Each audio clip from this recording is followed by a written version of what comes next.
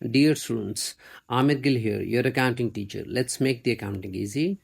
Today we are going to solve a small question from the topic matching principle, also known as accrual concept. This topic is extremely important from O levels and A levels examinations point of view. For this purpose, I have chosen a question from past paper, May June 2024, variant 21. Let's read the definition together. The incomes and expenses should be treated in the income statement or statement of profit and loss account of the year to which they belong. Students, इस sentence का मतलब ये है कि जो incomes और जो expenses जिस फाइनेंशियल ईयर को बिलोंग करते हैं वो उसी साल की फाइनेंशियल स्टेटमेंट में एज एन एक्सपेंस रिकॉर्ड होंगे. Let me explain it with example. Let's suppose कि business has to pay annual insurance of dollar, let's suppose 7,000. इसका मतलब ये कि एनुअली हमने जो इंश्योरेंस का एक्सपेंस पे करना होता है ना, जो एक्चुअल हम पे बनता है बिजनेस पे, वो that is 7,000. But let's suppose during a certain year the business has paid insurance of dollar 6,200. अब बिजनेस ने पूरे साल में 7,000 पे नहीं किया, बल्कि बिजनेस हैज ओनली पेड 6,200. मैं एक टाइमलाइन बना रहा हूँ. We were supposed to pay 7,000 but we have paid 6,200. इसका मतलब है अगर साल एंड हो गया हुआ है और स्टिल वी हैवंट पेड 800, तो 800 हम यानी कि हमारा बिजनेस अभी ओ करता है, जिसे हम इंश्योरेंस ओइंग या अक्रूड के नाम से कहते हैं. या आप you can also call it insurance unpaid. It's one and the same thing. However, although we have not paid this 800, अगला साल शुरू होगा, मे बी आफ्टर 10, 15, 20 days, या मे बी 1 month, या may be after 2 months we'll be paying 800. हम अगले साल पे कर भी देंगे, लेकिन whenever we'll pay this 800, actually this 800 belongs to the previous year. तो जो इस साल की इनकम स्टेटमेंट है जिसमें हमने although we have paid only 6,200, आप इनकम स्टेटमेंट में पूरा एक्सपेंस 7,000 ही भेजेंगे. मैं उसको छोटा सा एक्सट्रैक्ट बना रहा हूँ आपका इनकम स्टेटमेंट का.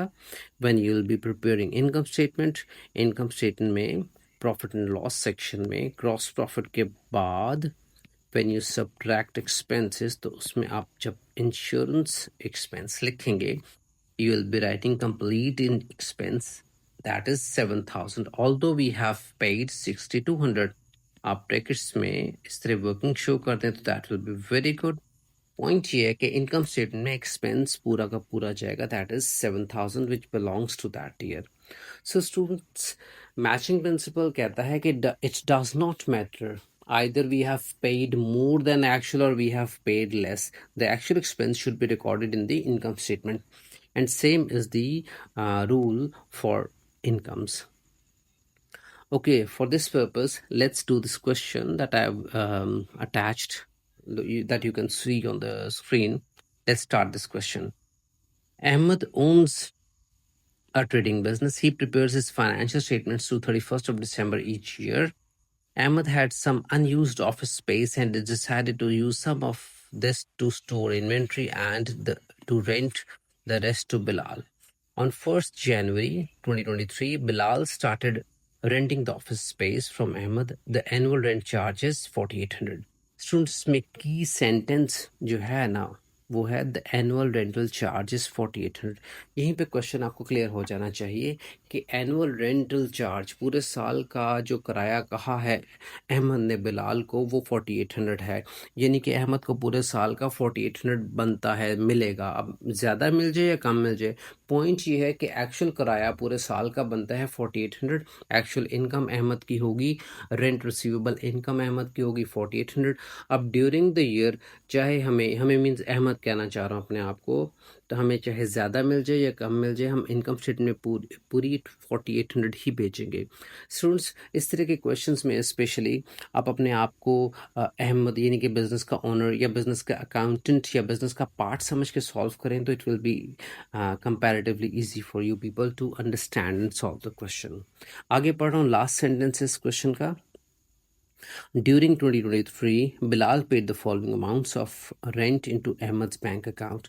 अब ये वाली पेमेंट्स बिलाल ने हमें यानी कि अहमद को कर दी हैं. So Bilal paid 3,600 and also 2,400 during the year. अब स्टूडेंट्स जब हमें इनकम स्टेटमेंट पूरी जानी है दैट इज़ 4800, लेकिन देखिए हमें मिली कितनी है, हमें मीन्स अहमद को मिले कितने पैसे बिलाल से 3600 and 2400. Let's make the entries for these transactions in the rent receivable account. नीचे लिखा हुआ है रिक्वायर्ड पार्ट ए पढ़ रहा हूँ.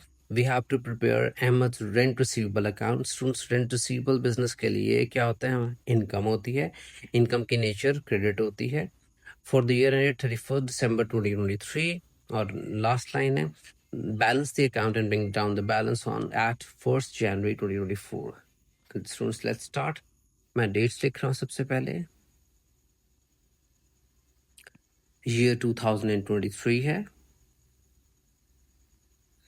अप्रैल 1st रेंट हमें रिसीव हुआ है 3600, तो आपने 3600 लिख दिया. पूरी एंट्री क्या होगी, when we receive rent by cheque या बाय बैंक थ्रू बैंक, तो बैंक अकाउंट डेबिट होगा और आपकी इनकम यानी कि रेंट रिसीवेबल अकाउंट क्रेडिट होगा. इसलिए मैं क्रॉस रेफरेंस में यानी कि डिटेल में बैंक लिख रहा हूँ. Similarly on 30th September we received amount of 2400. Cross reference और डिटेल में दोबारा बैंक लिख रहा हूँ. अब हमें अमाउंट रिसीव होगी टोटल 6000. अब इन दोनों को ऐड करें. The total of the right hand side is 6000. अब इस 6000 में से as I told you quite number of times कि actual income for the year 4800 है. Actually Bilal was suppose to pay us a rent of 4800, लेकिन उसने हमें रेंट ज़्यादा दे दिया है, 6000 दे दिया. अब स्टूडेंट्स देना उसने 4800 था but he has paid a 6000. इसका मतलब उसने एक्स्ट्रा में पे कर दिया है. एक जीरो ज़्यादा डल गया है. He has paid us 1200 extra. अब 6000 दे दिया, देना चाहिए था 4800. इसका मतलब है 6000 में से 4800 अगर माइनस करें तो he has paid us 1200 extra. Pre पे कर दिया, पहले ही दे दिया. तो इसका मतलब ये है इसने हमें एडवांस में नेक्स्ट ईयर का कराया पहले ही दे दिया हुआ है. अब ये 1200 जो उसने ऑलरेडी हमें नेक्स्ट ईयर का कराया दे दिया है, that is a liability for us, क्योंकि अभी नेक्स्ट ईयर हमने इसके बदले उसे सर्विसेज देनी है. We will let him use our space. Anyway income statement भेजनी है 4800. तो आपने स्टूडेंट्स क्या करना है, रेंट रिसीवेबल के अकाउंट को क्लोज करने के लिए आप इसे डेबिट करेंगे by 4800 and this amount will be transferred to income statement. आपने पूरा वर्ड लिखना है इनकम स्टेटमेंट, और you can write profit and loss account. बाकी जो बैलेंस है either you can right balance और you can write the word advance because we have received this 1200 in advance. साथ आपने कैरी डाउन लिखना है. मैं इसे नीटली लिख देता हूँ दोबारा. C/D total of this became 6000. अब ये जो एडवांस हमने ले लिया है that is the liability on us. इसे मैं पर्पल से लिख रहा हूँ. So 2024 January 1st advance brought down is 1200.